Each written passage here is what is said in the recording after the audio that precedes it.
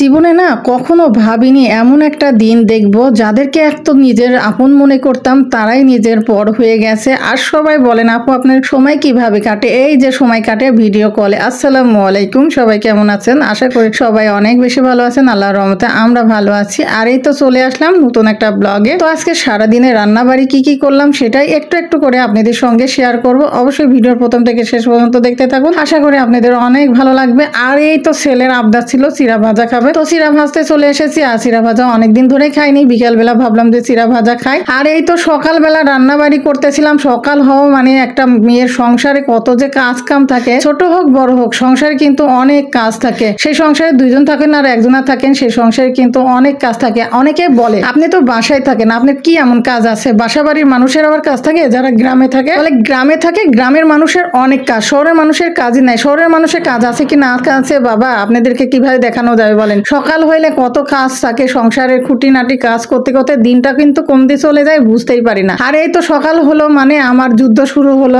আর এই তো আমার রান্না বাড়ি ধোয়াধুয়ি একবারে সব কাজের উপরে প্রত্যেকটা দিন আমার এইভাবেই চলে। আমার সারাদিন সংসারে কাজ, বাজারঘাট করা, বাইরে যাওয়া, বাচ্চাদের পিছনে সময় দিয়া, আপনাদের ভাইয়ার সমস্যা সমাধান সবকিছুই আমাকে করতে হয়। কারণ সবকিছু নিজে না করলে, নিজের সংসারের ব্যাপারে নিজে না যদি দেখা যায় তাহলে কেমন হয় বলেন? আর এই তো মেয়ের সঙ্গে সন্ধ্যার সময় ভিডিও কলে কথা বলতেছিলাম। মেয়ে খিচুড়ি রান্না করবে, তো মা বলছিল মা কিভাবে রান্না করবো একটু ভিডিও কলে দেখা দাও। এই তো ভিডিও কলে মেয়ের সঙ্গে কথা বলতেছিলাম আর মেয়ে রান্না করতেছিল। আর এইভাবে কিন্তু আমার সারাদিনটা চলে যায়, সংসারে কাজ, বাচ্চাদের সঙ্গে ভিডিও কলে কথা বলা, বাবা মায়ের সঙ্গে সবার সঙ্গে কথা বলতে বলতে কিন্তু সময়টা কোন দিক দিয়ে চলে যায় কিন্তু বুঝতেই পারি না। যেহেতু মেয়ে বাইরে থেকে লেখাপড়া করতেছে, মেয়ের তো নিজে রান্না করে খেতে হয়। তো মেয়ে তো রান্না করতেছিল আর আমাকে বলতেছিল যে তুমি আমাকে ভিডিও কলে থেকে আমাকে শিখাই দাও। এ তো মেয়েকে শিখাই দিতেছিলাম। আর একা থাকা যে কত কষ্ট যারা থাকে তারাই কিন্তু জানে, তাই না? এই তো মেয়ে রান্না বাড়ি করতেছে আর মেয়েকে শিখাই দিচ্ছিলাম। মেয়ের সঙ্গে অনেক গল্প করতেছিলাম আর ভাবলাম যে আপনাদের সঙ্গে একটু শেয়ার করে ফেলি। মেয়ে দেখুন কিভাবে কষ্ট করে একা আছে, একা রান্না বাড়ি কত কষ্টই না করতেছে। মেয়ের মুখে হাসি নিয়ে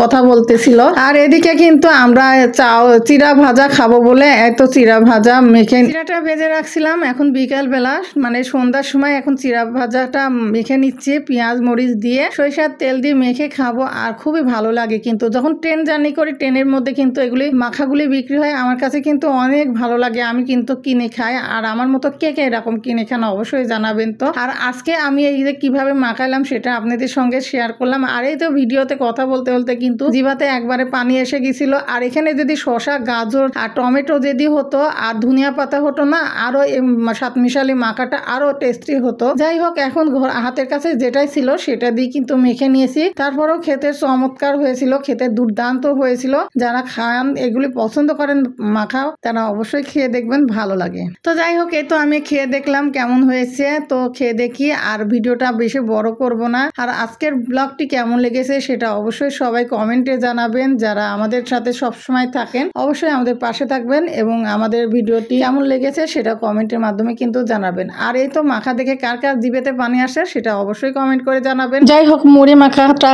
খাই আর আপনাদের সঙ্গে তো শেয়ার করলাম কিভাবে ভেজে নিলাম আর কিভাবে মেখে নিলাম। তো আজকের ভিডিওটা এই পর্যন্তই। সবাই ভালো থাকবেন, সুস্থ থাকবেন আর আমার জন্য দোয়া করবেন, আমার ফ্যামিলির জন্য দোয়া করবেন। আপনারা সবাই সাবধানে থাকবেন। এখনকার মতো বিদায় নিচ্ছে। আল্লাহ হাফেজ। আসসালামু আলাইকুম।